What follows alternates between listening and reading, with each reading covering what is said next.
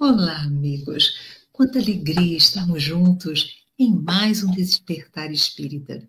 Você já sabe, o nosso despertar ele objetiva avaliar, analisar, conversar, refletir sobre as questões do dia a dia na Terra, à luz da doutrina dos Espíritos, que é o renascimento do Evangelho de Jesus em nossas almas, nos dando as diretrizes corretas, a bússola para conseguirmos compreender com propriedade os ensinamentos de Jesus. E cada vez que nós vamos amadurecendo, mais se ampliam os horizontes dos ensinamentos do Mestre. E hoje nós estaremos conversando sobre um dos fundamentos da doutrina do Cristo, que é o amor, a multiplicação do amor.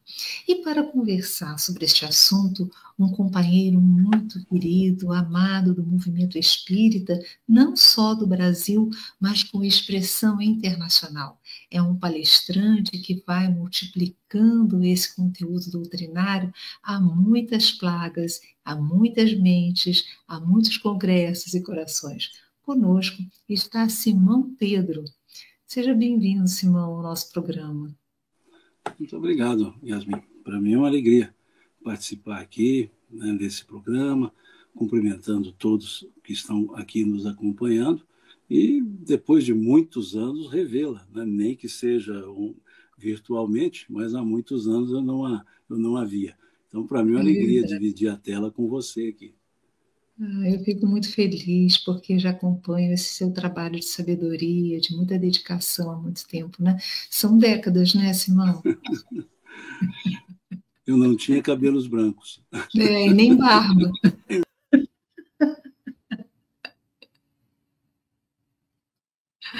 Olha só. Tá de volta, tá de volta. Gente, cadê Simão? Cassiano, cata Simão aí. Não me deixa sozinha, não. Olha, eu quero agradecer aos companheiros que estão nos assistindo pelo Portal do Consolador, é uma alegria, o Rádio Portal da Luz, a Seara de Luz Bilac também, orações diárias, nós estamos na Web Rádio Fraternidade, gente, é tantos corações amigos aqui, eu só posso agradecer a todos, e vai chegando, e tá cada vez mais chegando, a nossa Ana Paula, boa noite, querida Yasmin, Simão Pedro, Ângela Fantini lá da Inglaterra, boa noite, abençoado despertar, obrigada, Ângela, já está na hora de você ir para a caminha, né, dormir, lá, Simão, onde ela está, já são meia-noite, aqui onde eu estou é 1h da manhã, e temos companheiros aqui que estão no Japão, então que já está de manhã, já é o nosso futuro, né? Já estão no nosso futuro. Ana Maria, um beijão. Ana. Isso Maria... que eu chamo de diálogo intertemporal. Mas não é verdade. É isso aí. Interespacial, intertemporal. Ângela Reis, Ana Maria, gente, alegria que nós estamos aqui para poder conversar sobre este tema com esse companheiro tão querido. E vamos iniciar então. Simão, amor é uma palavra com tantos sentidos hoje em dia. E qual é o sentido real que Jesus nos quis trazer com essa palavra amor? Amai-vos uns aos outros. E vamos lá. Ele de fato, Yasmin disse, amai-vos uns aos outros. Mas ele estabeleceu um ponto de referência. Ele disse, um novo mandamento eu vos dou, que vos ameis uns aos outros, assim como eu vos tenho amado. Então, esse amar ao próximo como a nós mesmos, isso está lá no Levítico. Isso já era uma orientação mosaica. Agora, quando Jesus disse, como eu vos tenho amado, é que ele acrescenta um novo mandamento, que não é só amar, é amar como ele amava. E aí sim, nós temos que tentar entender o que era o amor de Jesus, que era o amor transcendente, era o amor que exalava, não era um amor direcionado a uma determinada pessoa, não era um amor que respondia a requerimentos, era um amor que ele exalava naturalmente.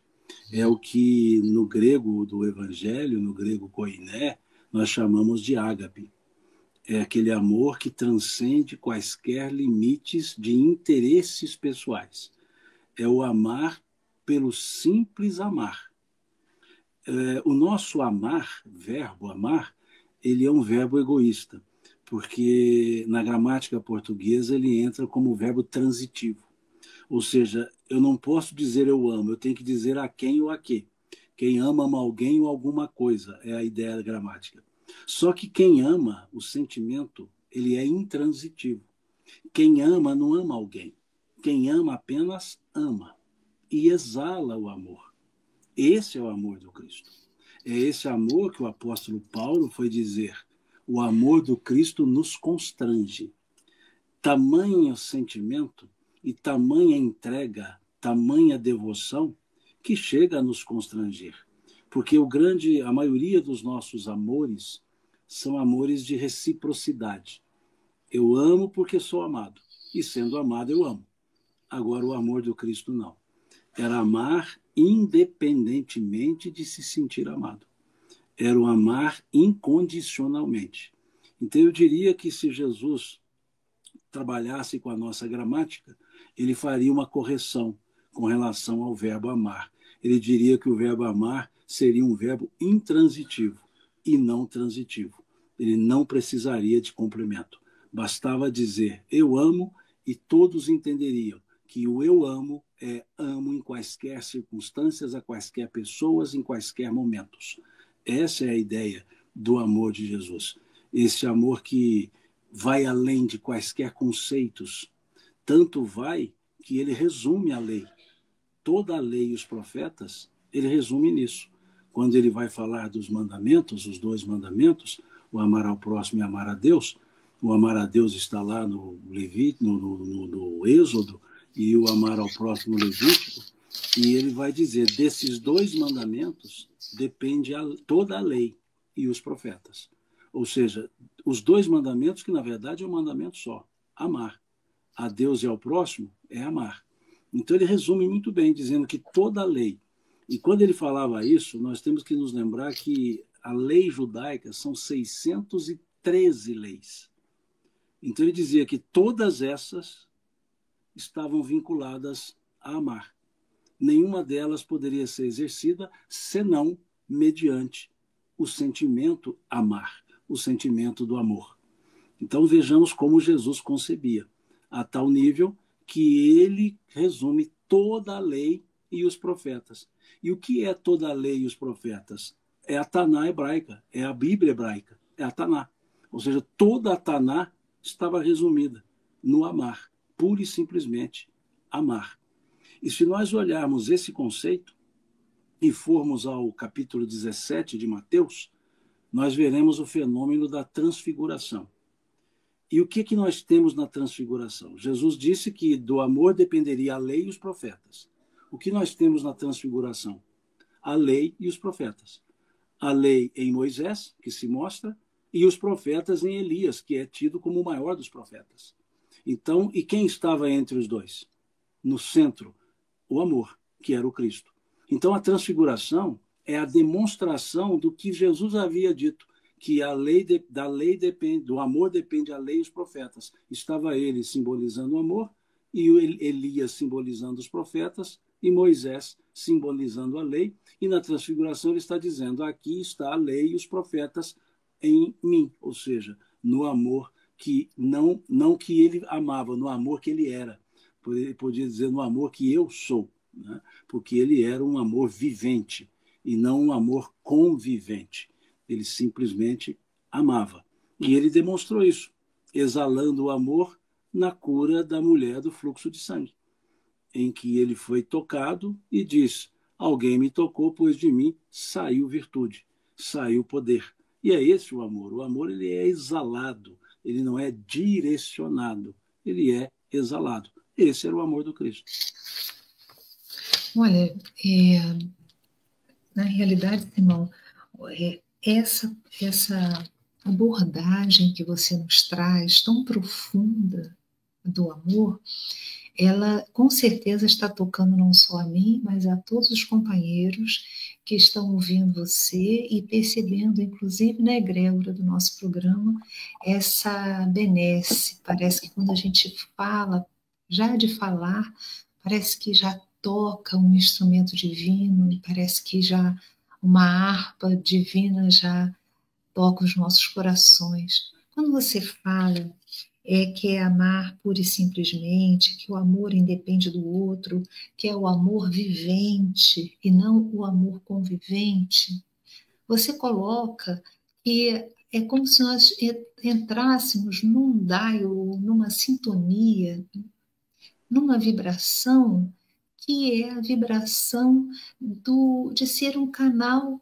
um caminho divino, seja qual for a circunstância, e seja qual for a fala ou o sentimento do outro que está conosco.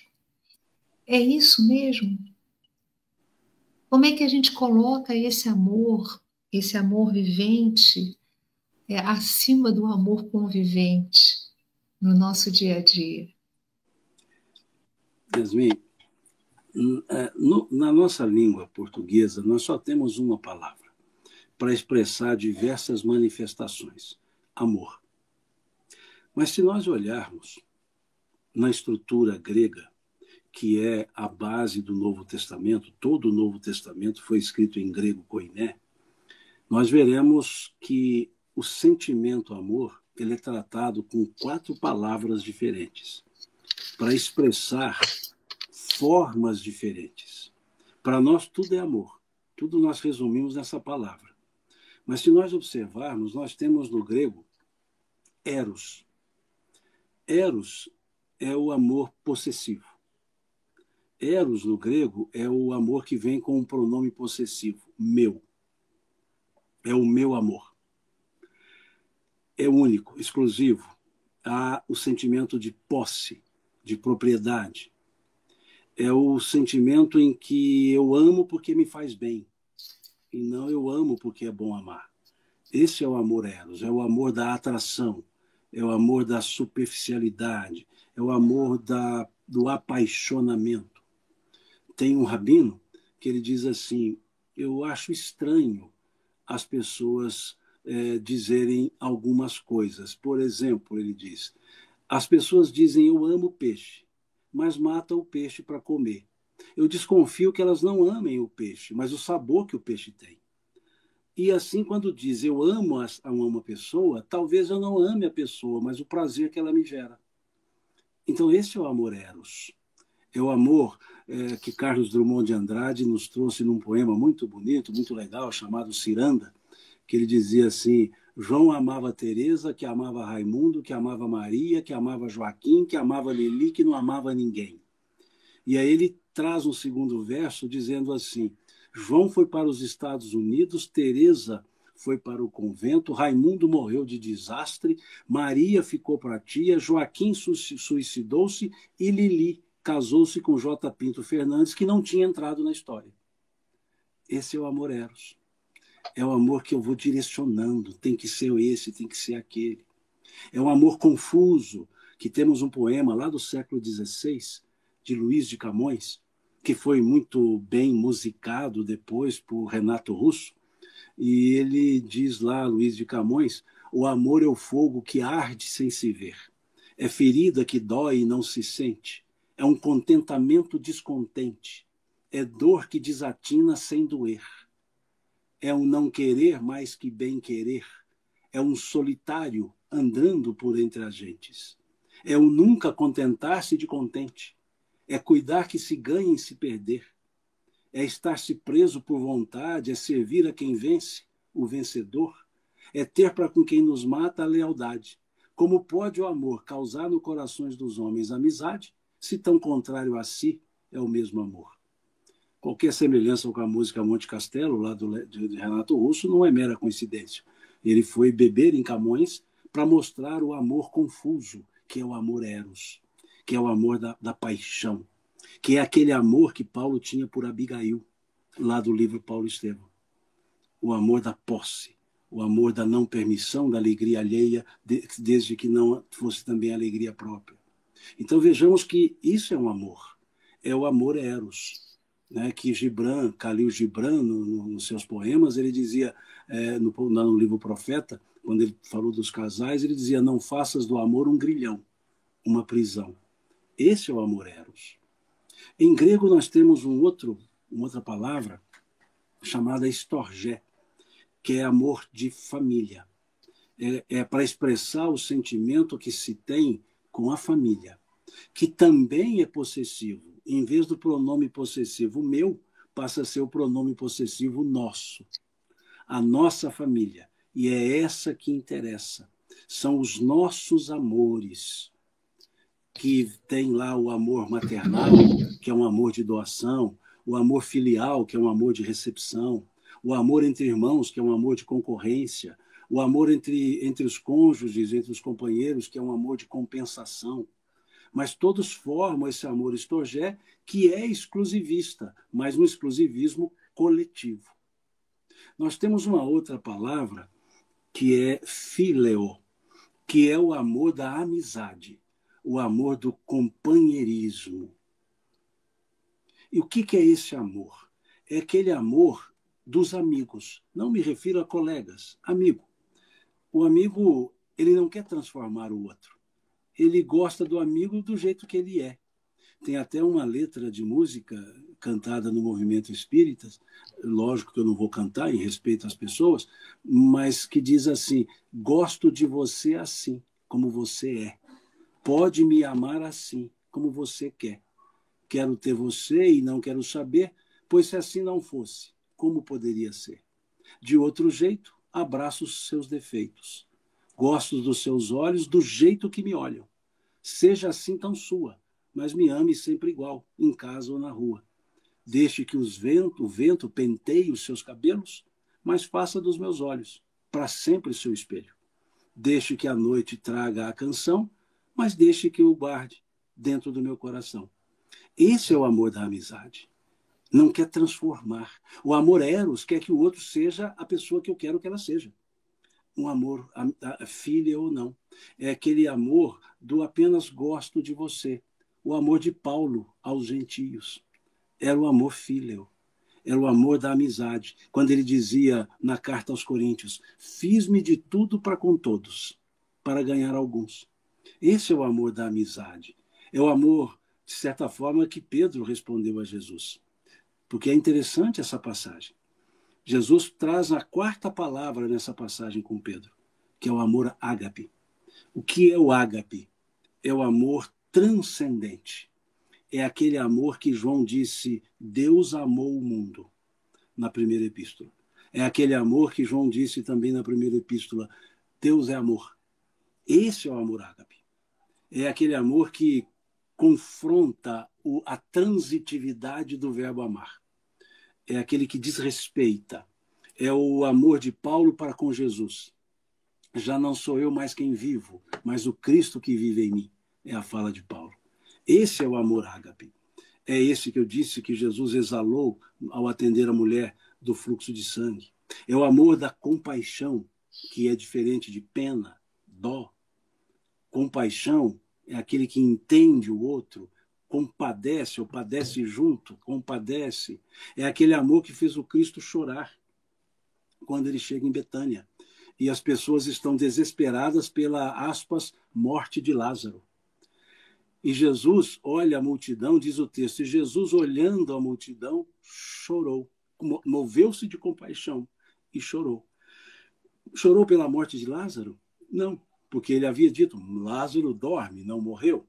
E considerando, embora não seja o pensamento real, mas considerando que podia ser ressuscitado, não é o pensamento espírita, é essa lógica, mas suponhamos que pudesse, Jesus então choraria por quê? Se ele podia ressuscitá-lo.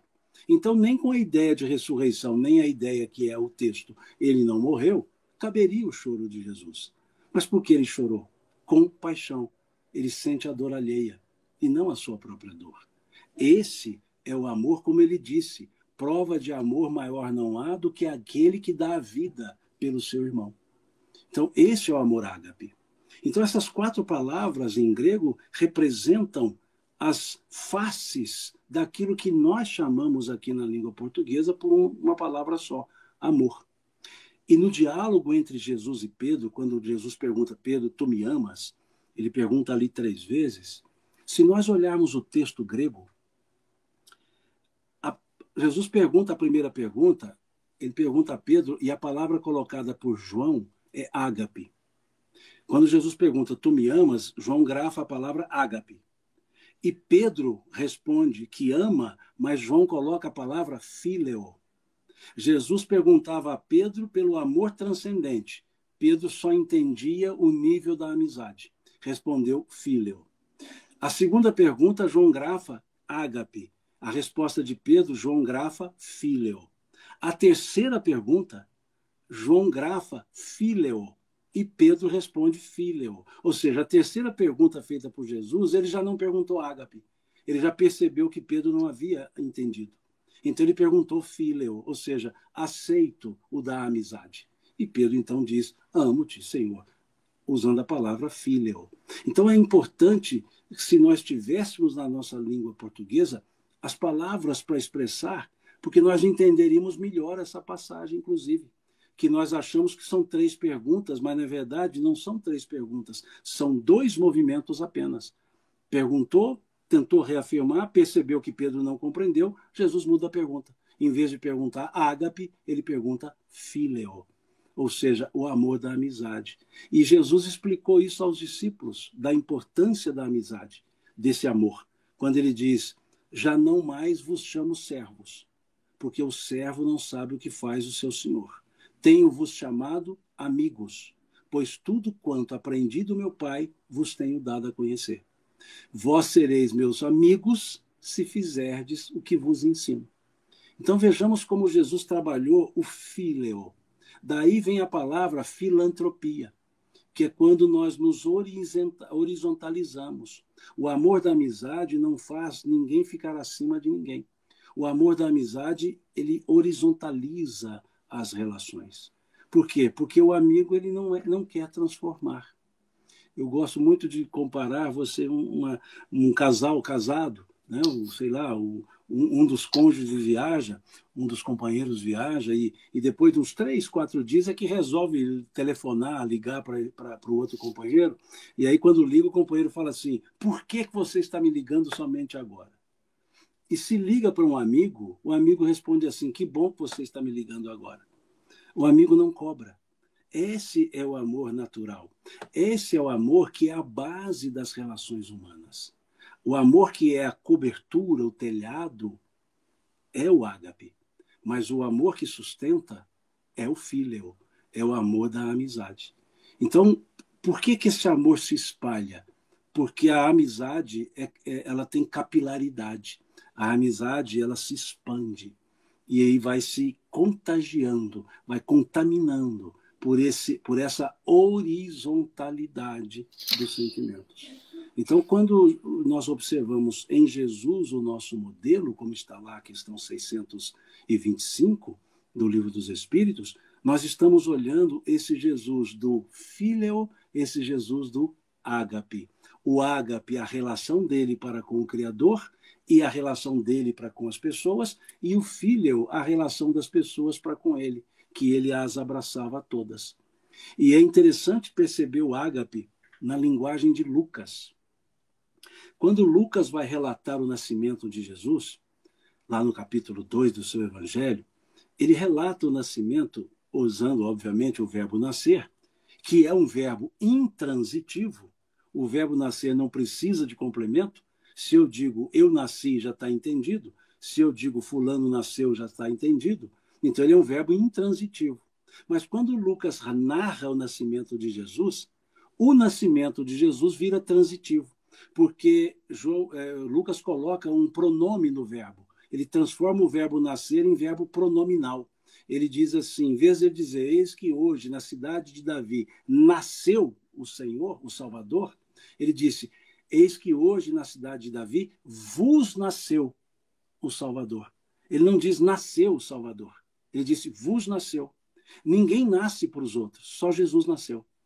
No nascimento de Jesus foi colocado um verbo, um pronome. Transformou o verbo pronominal e transitivo, que é, na verdade, não pronominal e intransitivo. Então, Jesus é a única pessoa que nasceu para as outras, não nasceu para si mesmo. Esse é o exemplo máximo do amor. Não é morrer pelos outros, é nascer para os outros. E Jesus foi o único que na narrativa do nascimento constou. Vos nasceu. Qualquer um de nós, quando nossos pais ou mães relataram o nosso nascimento, disseram assim: nasceu. Meu pai com certeza disse aos meus irmãos: Simão nasceu. Ele não disse: vos nasceu. Embora eu, sendo caçula, acabei nascendo para eles, porque caçula é sempre comandado, né? De 8 ainda, né? 8 irmãos. Então, vejamos, vos nasceu. Aí está um exemplo do que é um amor ágape. Nascer para os outros mais do que morrer pelos outros. Então, veja que expressão belíssima nós temos do sentido efetivo do que é o amor e por que ele se espalha. Muito lindo, Simão.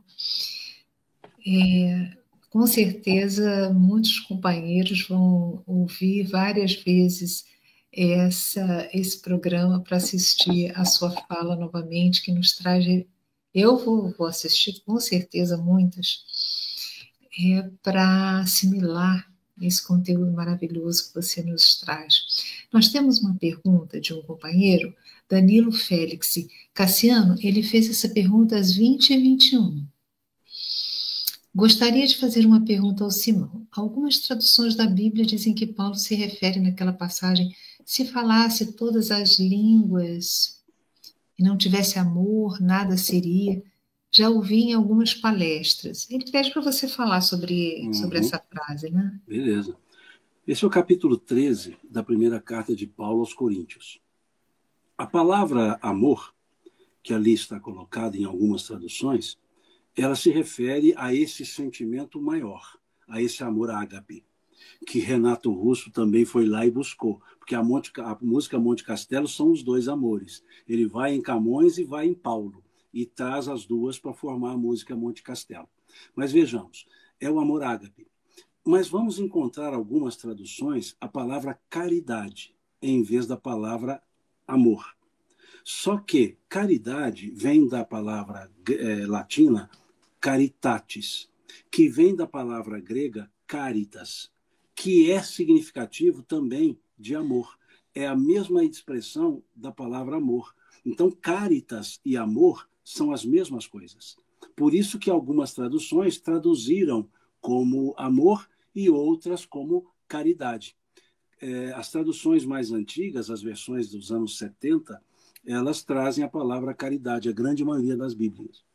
As mais modernas, traduções mais recentes, trazem a palavra amor. Mas o grego está lá caritas, que significa amor. Então, Paulo ali, ele faz um traçado do que seria o amor. Ele vai começar lá dizendo: ainda que eu falasse a língua dos anjos e dos homens, se eu não tivesse amor, eu seria como o sino que tange ou metal que retine. Ainda que eu tivesse todos os dons, inclusive o da profecia, se eu não tivesse amor, eu nada seria. Ainda que eu distribuísse todos os meus bens para os pobres e desse o meu corpo para ser queimado, se eu não tivesse amor, nada disso me aproveitaria. O amor é benigno, o amor não quer o mal, o amor não se ensoberbece, o amor não sente ciúmes, o amor tudo entende, o amor tudo sofre, o amor tudo ama. Então veja como ele vem descrevendo o amor ágape, esse amor pleno de doação. E Paulo coloca o amor como um dos itens das chamadas virtudes teleogais, as 3 virtudes teleogais: a fé, a esperança e o amor.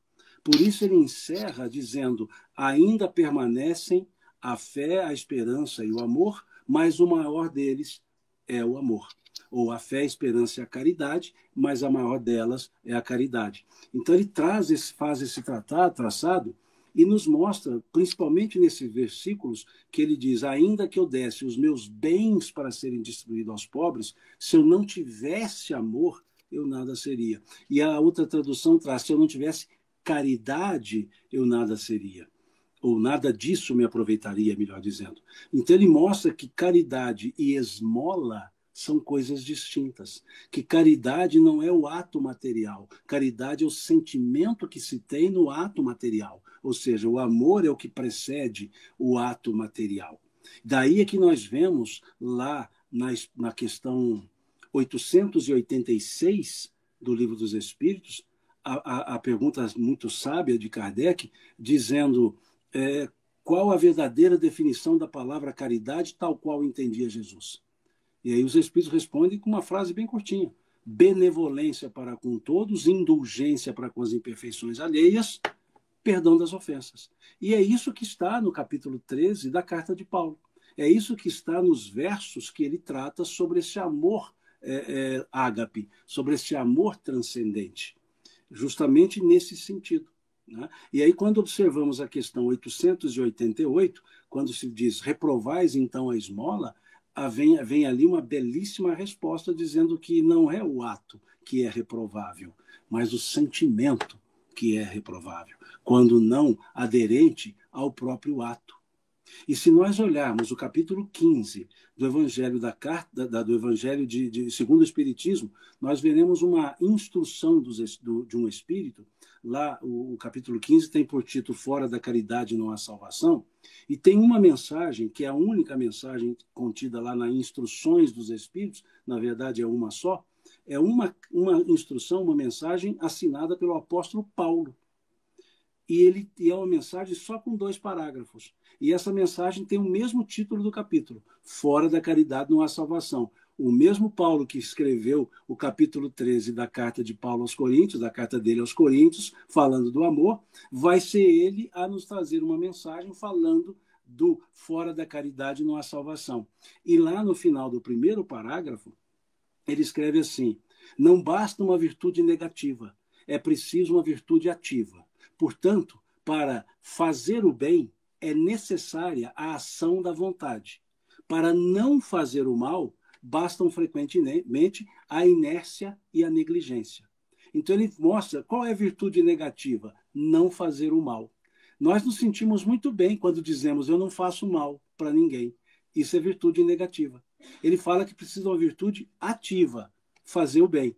Só que ele diz que para fazer o bem é preciso a ação da vontade. Ou seja, não é o ato, é o sentimento que eu tenho quando pratico o ato benévolo. E Leon Denis, creio eu, desdobrando esse pensamento paulino, no capítulo 24 do livro O Problema do Ser, do Destino e da Dor, ele diz assim: quando os meus atos são bons e os meus pensamentos são maus, existe uma falsa aparência do bem.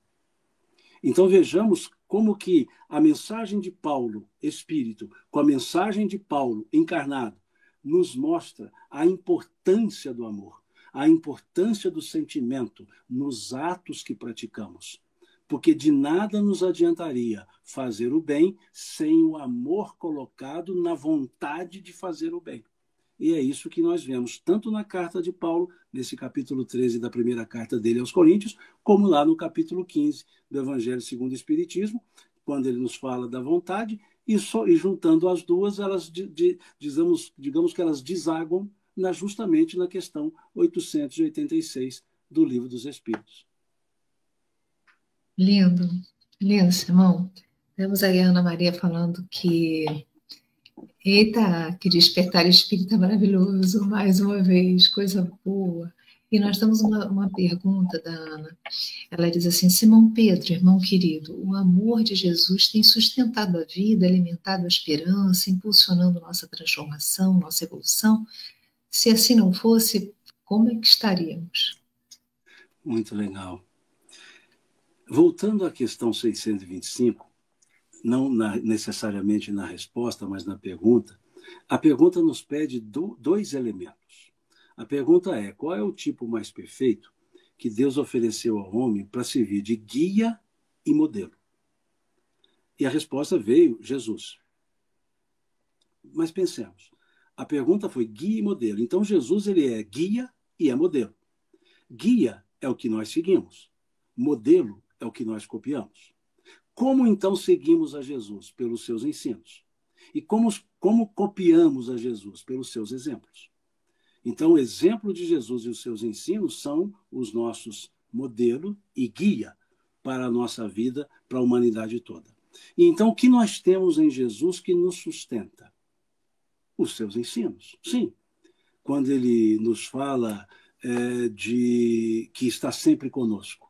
Não vos deixareis órfãos, dizia ele. Capítulo 14 de João. Também lá no capítulo 14 de João, não se turbe o vosso coração, credes em Deus, crede também em mim. Vejamos que o credes em Deus é presente do indicativo. E o crede também em mim é imperativo afirmativo. Ele parte do princípio que nós cremos em Deus, credes em Deus.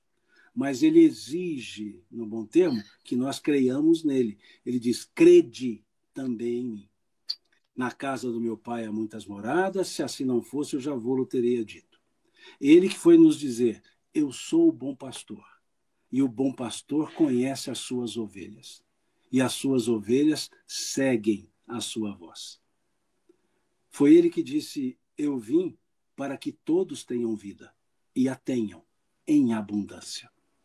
Foi ele que disse, estarei convosco até a consumação dos séculos. Então vejamos que ele está sempre conosco e nos inspirando pelos seus ensinos.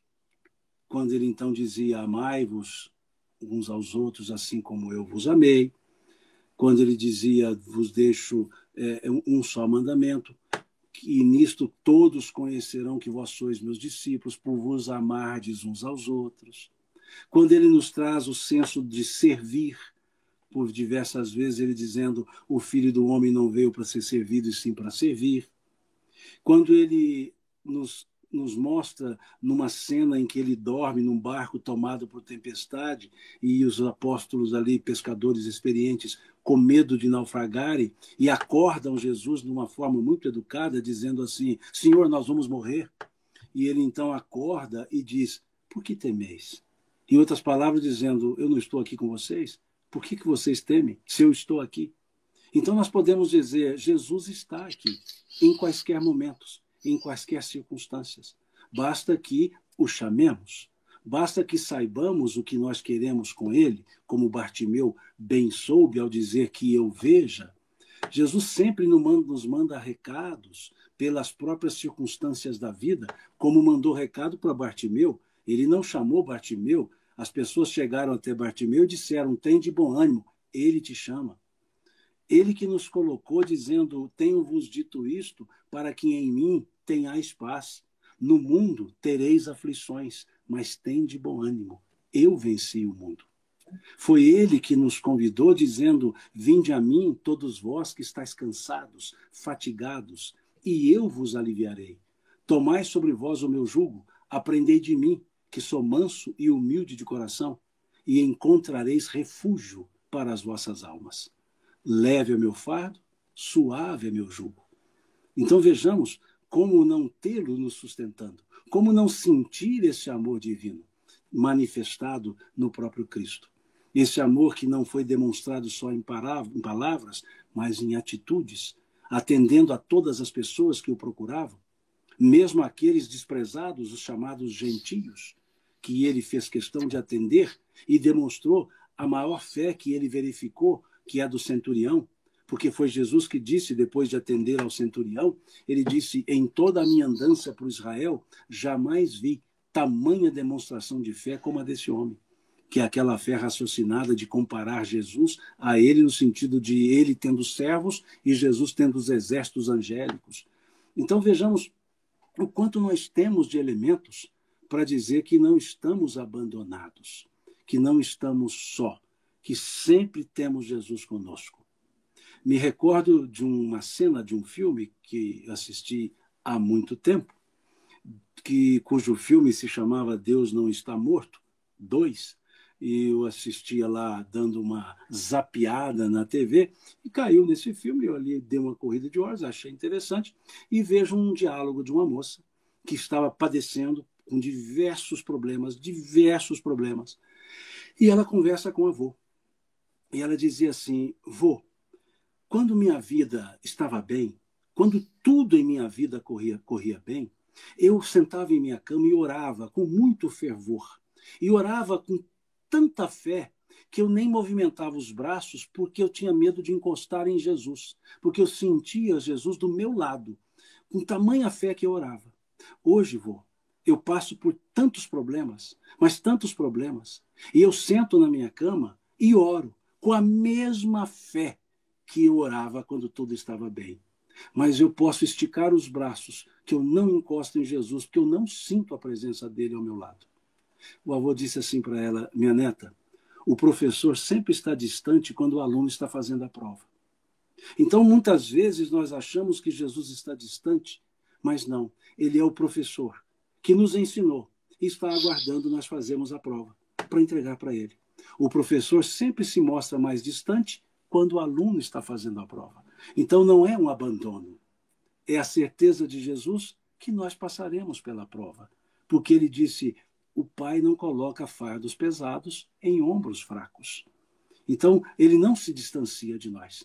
Nós, talvez, distanciemos-nos dele, mas ele sempre está ali, nos aguardando a um chamado, pura e simplesmente. Então, sempre nós podemos dizer: Jesus está aqui. E aquele amor que constrangeu Paulo pode também nos constranger. Se nós também pudermos dizer, como disse Paulo: já não sou eu mais quem vivo, mas o Cristo que vive em mim. Muito lindo e emocionante.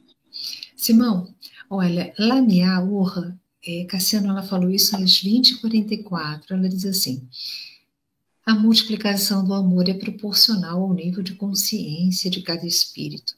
À medida que o egoísmo diminui, o altruísmo cresce. Então, com essa observação da Lamia, vamos iniciar essa análise do amor, mas com relação à multiplicação dele. Como nós podemos agir, Simão, na nossa vida para ir multiplicando esse amor? Esse amor vivente que você nos vem trazer.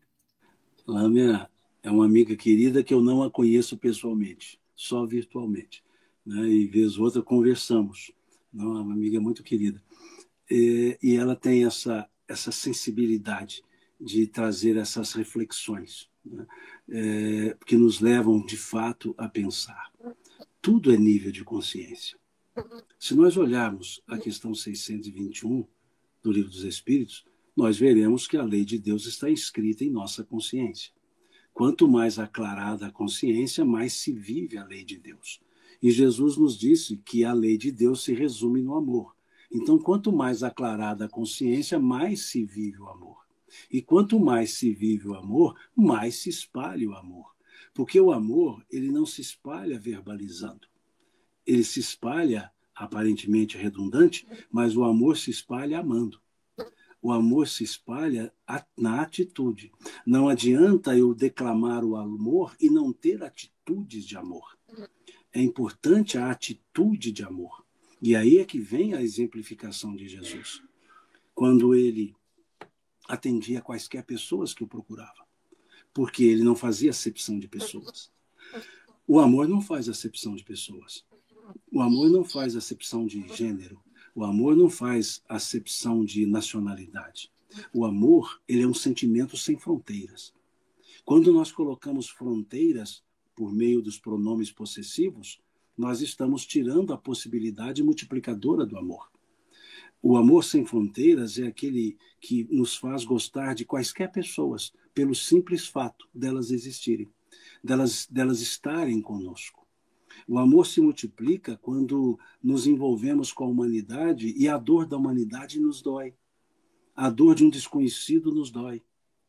A dor de um ser que está no outro lado do mundo nos dói. É quando nos sentimos tristes com as tristezas alheias. Como nos disse o apóstolo Paulo: alegrai-vos com os que se alegram e chorai com os que choram. É quando nos permite essa transferência, esse aspecto empático de me sentir a outra pessoa.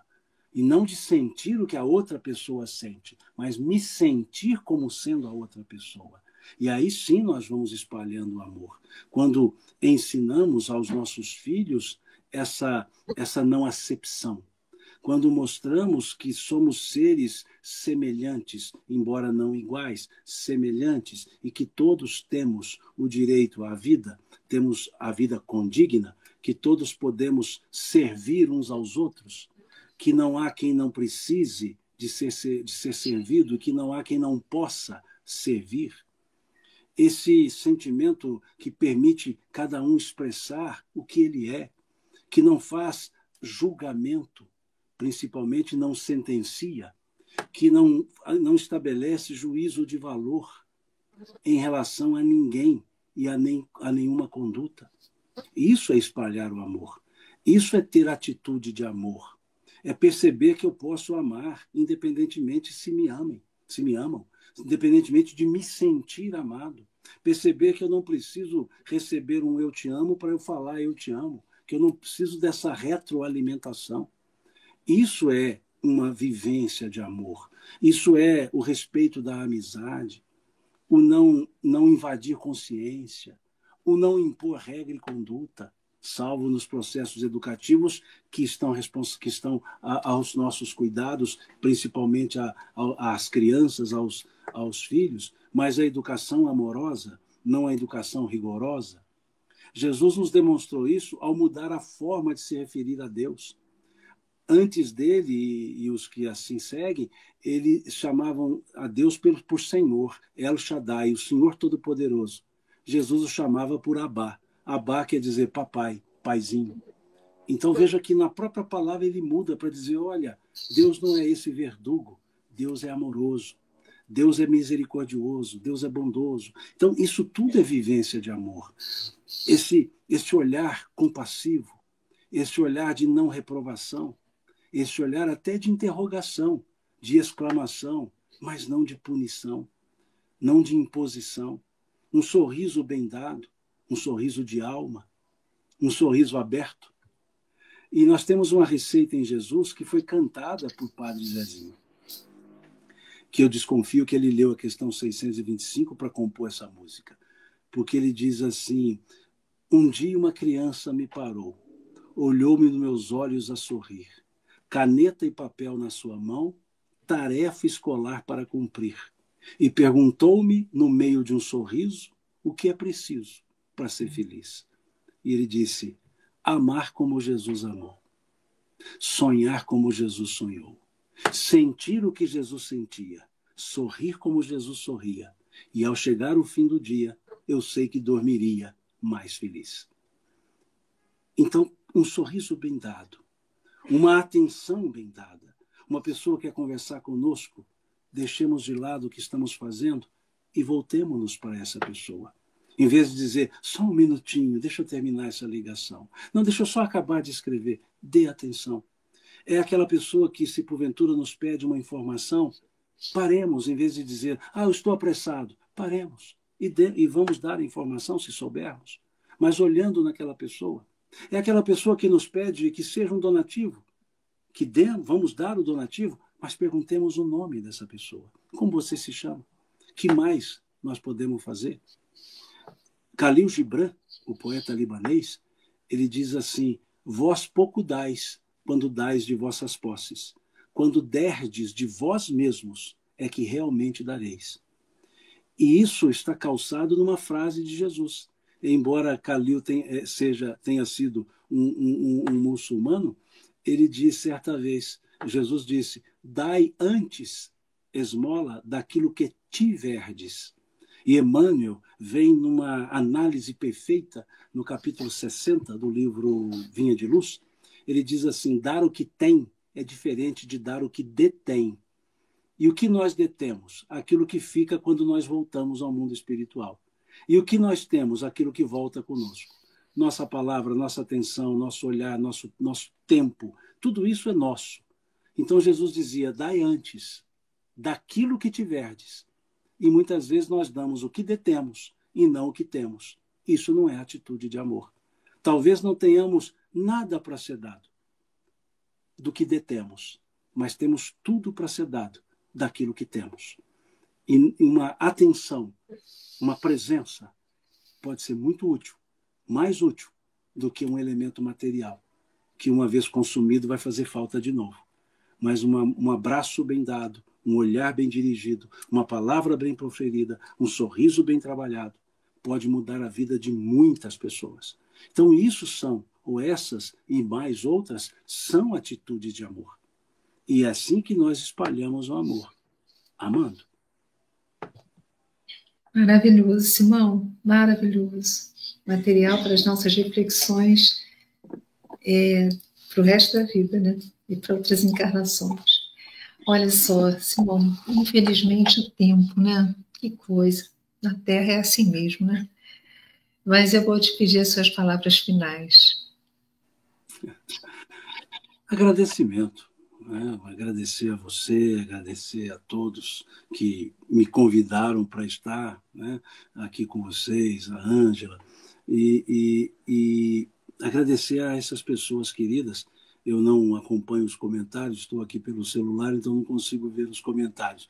Mas essas pessoas queridas que pacientemente aqui nos acompanharam. E notei que algumas fizeram essas observações que você foi colocando aqui no ar. Então é agradecimento. Agradecer por essa oportunidade, por esse diálogo, por poder revê-la, né? Não sabia que você estava no exterior, morando no exterior, não sabia. Olha quanto tempo tem que nós não conversamos, né? Então, para mim, foi um presente, né? Poder estar aqui com vocês, e agradeço a Deus. E como bom mineiro, que eu sou, mineiro do interior, né? Bem do interior, nós temos uma forma de agradecer quando o agradecimento é maior do que as nossas próprias forças. Então nós dizemos assim: Deus lhe pague. Então eu digo às pessoas que nos acompanham por essa bondade, esse carinho, e a você e a todos, Deus lhes pague pelo carinho e pela forma tão atenciosa com a qual me receberam. Ai, Simão, você é um presente para todos nós. Que Deus continue assim, te abençoando e falando conosco através do seu coração e das suas palavras tão belas. Olha, aqui onde eu estou já são 2 horas da manhã e eu estou assim, eu ficaria aqui a madrugada inteira ouvindo você. Viu? Muito obrigada a todos pelo carinho, muito obrigada, Simão, obrigada, Cassiano, obrigada aos nossos anjos azuis, obrigada a todos do chat, a vocês que estão aqui, aos que estão chegando e que vão integrar essa egrégora de amor desse programa. Um beijo no coração de todos, até o nosso próximo Despertar Espírita.